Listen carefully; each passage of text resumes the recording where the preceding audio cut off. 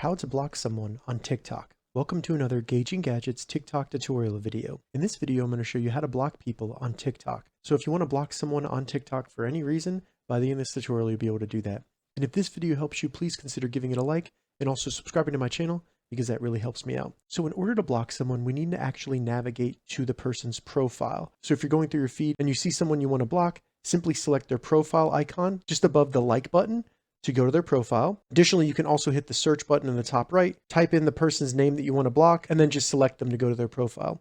Once you get to the person's profile that you want to block, all we need to do is select the arrow in the top right of the app.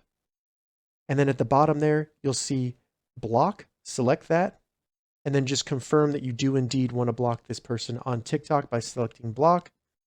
And then there you go, they're now blocked. All right, so that's how you block someone on TikTok. If you have any questions about this, leave a comment below. I'll get back to you as soon as I can.